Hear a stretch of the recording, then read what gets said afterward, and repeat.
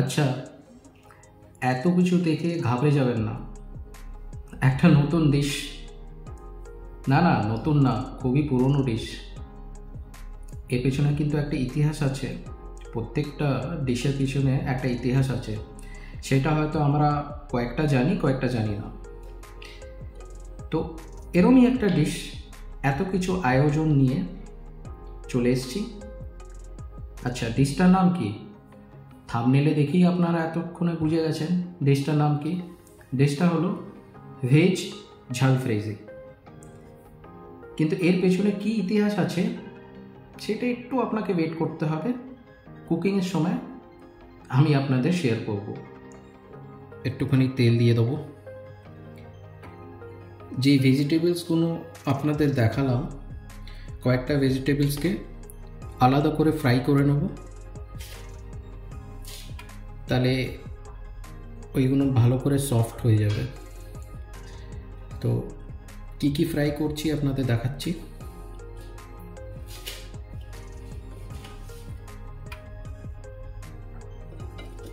একটুখানি পেঁয়াজ, তেলটা গরম হয়ে গেছে। পেঁয়াজ,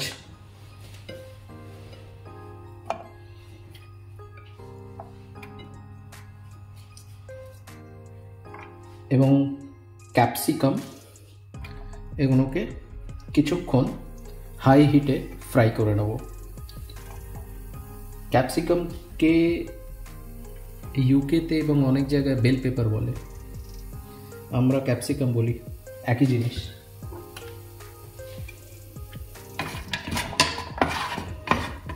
এর মধ্যে দিয়ে দেব এবার গাজর, এবং গাজরগুলো যেটা আপনাদের বললাম একটুখানি স্টাইল করে কাটা, দেখবেন খাঁজ খাঁজ খাঁজ খাঁজ এরম একটু ডিজাইন আছে, এই ধরনের জিনিস হবে। এইটা দিয়ে একটুখানি গাজরের গায়ে এইভাবে ঘষে দেবেন, একটু একটু জোরে ঘষবেন, তো এই ধরনের প্যাটার্ন চলে আসবে গোটা গাজরে। তারপরে ওটাকে গোল গোল করে কেটে নেবেন, এইভাবে ডিজাইন পাবেন। সেম ডিজাইন আপনারা যদি স্যালাড চান, শশাতেও আনতে পারেন, একই টেকনিক। তো গাজর দিয়ে দিলাম, গাজর দিয়ে এটাকে ফ্রাই করব। আমরা যা খাবার খাচ্ছি রোজ, তার পেছনে একটা হিস্ট্রি আছে। প্রত্যেকটা খাবারের পেছনেই মোটামুটি একটা করে হিস্ট্রি থাকে, ইতিহাস থাকে। সেটা ঝাল ফ্রাইজির পেছনেও একটা ইতিহাস আছে, খুবই মজার ইতিহাস। তো সেই ইতিহাসটা আপনাদের সঙ্গে শেয়ার করব। তো এটাকে একটুখানি ফ্রাই হতে দিই। তো আগেকার সময় ব্রিটিশ ইন্ডিয়াতে যখন রাতে চিকেন বা মাটন এইগুলো কুক হয়ে যখন রাতে ওইগুলো বেঁচে যেত, যেটা রাতে খাবার খেতে পারতো না ব্রিটিশরা বা সাহেবরা, তো এটাকে রাতে কিভাবে ব্যবহার করবে নষ্ট না করে, সেইটা একটা পদ্ধতি তখনকার যারা কুক থাকতো তারা একটা বের করেছিল। সেই পদ্ধতিটাই হলো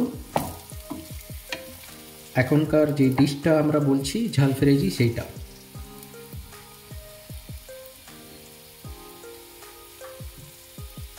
তো কুক করা মাংস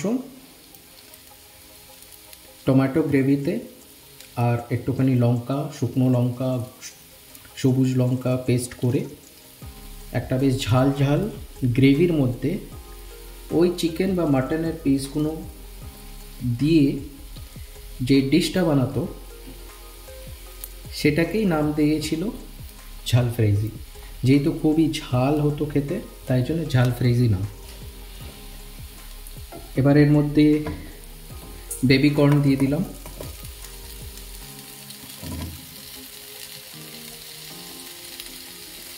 ও কিছু পেঁয়াজ দেখছি বেঁচে গেছে, সেটাও দিয়ে দিলাম। তো এইটাই হচ্ছে পুরো ইতিহাস, এবং এটাই তো বলে কতটা এর মধ্যে ঠিক আছে ভুল আছে সেটা তো গ্যারেন্টি দিতে পারবো না, কিন্তু এটাও আমার পড়া এবং শোনা। কি এইভাবেই ঝালফ্রেজি শব্দটা এসছে এবং এখান থেকেই এই ডিশটা অরিজিনেট হয়েছে।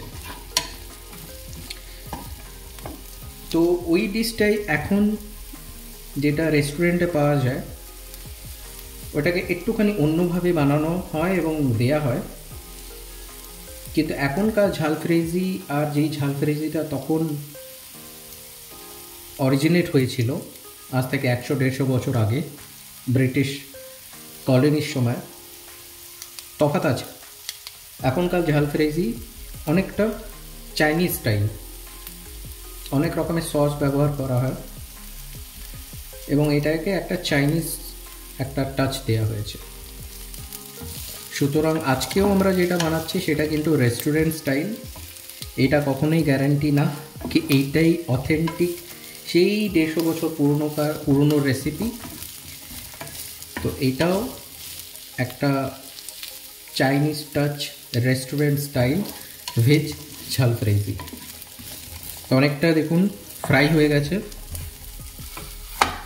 তো এইটাকে ফ্রাই করতে হবে আর একটুখানি, ঢেকে ফ্রাই করব না, কারণ ঢেকে ফ্রাই করলে কি হবে জিনিসটা ক্রিস্পি থাকবে না। আমরা এই ভেজিটেবলসগুলোকে একটুখানি ক্রিস্পি চাই। ঢেকে দিলে কি হবে, ভেপার হবে, ভেপারতে এগুলো গলে যাবে খুব তাড়াতাড়ি, কিন্তু ওই ভেতরে বাইরে যে একটা ক্রিস্পিনেস থাকে সেটা থাকবে না।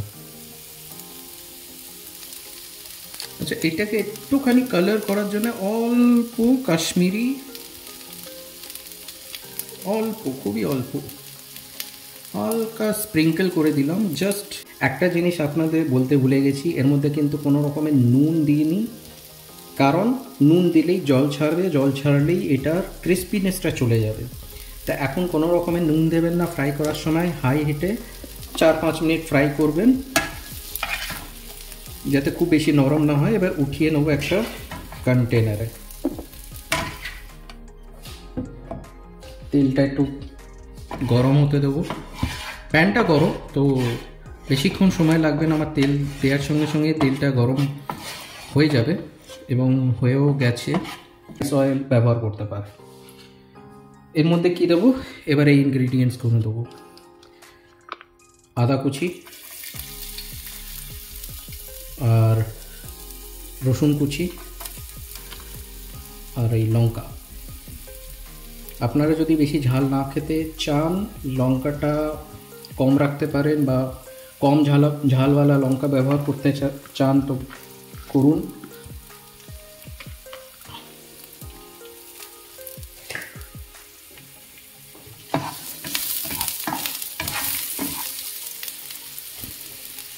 আমি একটু স্পাইসি পছন্দ করি, তাই জন্য স্পাইসি করার চেষ্টা করি। পায়েল আবার অতটা স্পাইসি পছন্দ করে না, তাই জন্যে আমরা যখনই বানাই একটু মিডিয়াম বানাই, মিডিয়াম স্পাইসি, যেটা আমারও একটু পছন্দ হোক এবং পায়েলেরও পছন্দ হোক। বোথ আর হ্যাপি।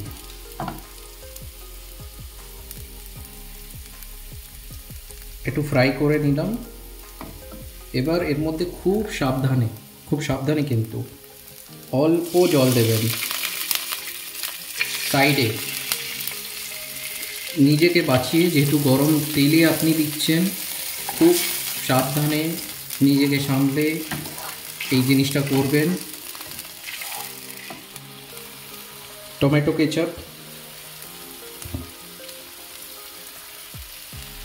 এটা হলো রেড চিলি পেস্ট।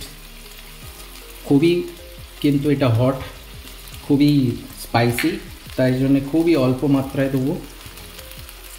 জাস্ট আপনারা কিন্তু সম্পূর্ণ এইগুলোকে অ্যাভয়েড করতে পারেন। জাস্ট অল্প দিলাম।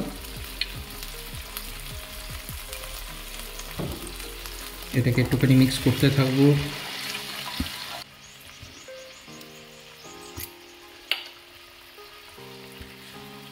ডার্ক সোয়া সস দিয়ে দেবো একটু।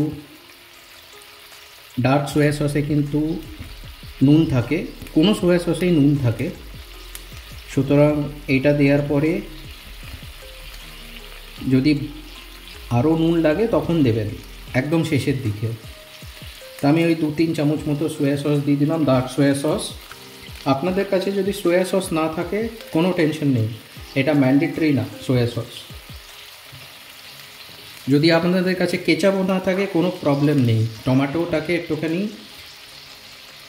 মিক্সিতে গ্রাইন্ড করে নেবেন, পেস্ট করে নেবেন, পেস্ট করে ওটাকে ব্যবহার করবেন। আর চিলি সস অপশনাল, যদি ঝাল পছন্দ তখনই চিলি সস দেবেন। এবার এই গ্রেভিটাকে কিছুক্ষণ বয়েল হতে দেবো।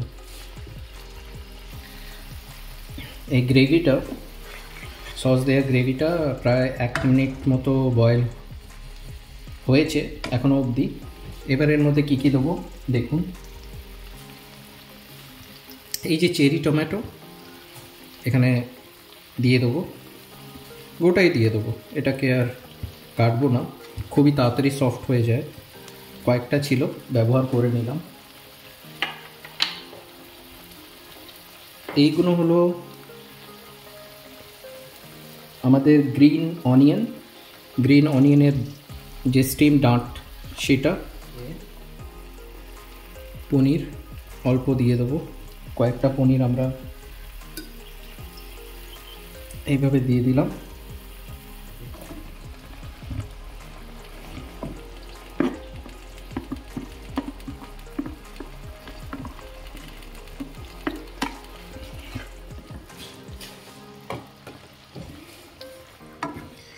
এবার এটাকে আরও 1-1.5 মিনিট মতো এইভাবে এটাকে বয়েল করবো এই সসের মধ্যে। একটুখানি black pepper, fresh black pepper গুঁড়ো দেবো,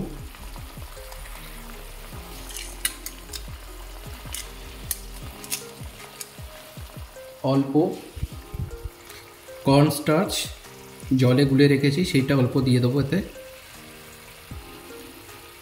ওই 1/2 চামচ মতো কর্নস্টার্চ গ্রেভিটাকে ঠিক করার জন্য। দেখুন কি সুন্দর হয়েছে। কর্নস্টার্চটা দেওয়ার পরে গ্রেভি একদম ঠিক হয়ে গেছে। আপনারা এইভাবে রাখতে পারেন জিনিসটাকে, বা জল দিয়ে আর একটু গ্রেভি বানাতে পারেন। গ্রিন অনিয়ন ওপর থেকে দিয়ে দিলাম।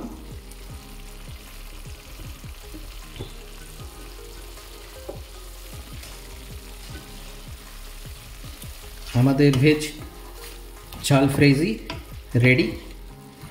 একটুখানি জল দেবো, আমার মনে হচ্ছে কর্নস্টার্চটা দেওয়ার পরে খুবই ঠিক হয়ে গেছে, আমার একটু গ্রেভি চাই।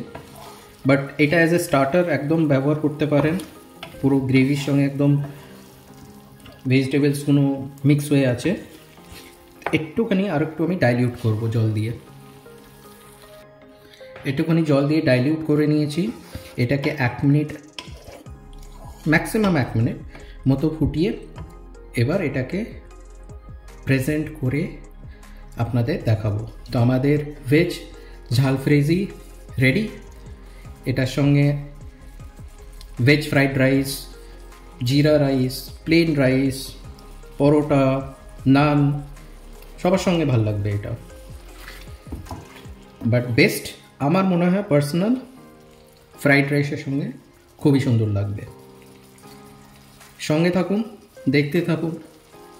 নেক্সট ভিডিওতে আবার দেখা হবে, হয়তো সেই ভিডিওর ডিশের একটা হিস্ট্রি থাকবে, আপনাদের সঙ্গে শেয়ার করব। Thank you so much, by.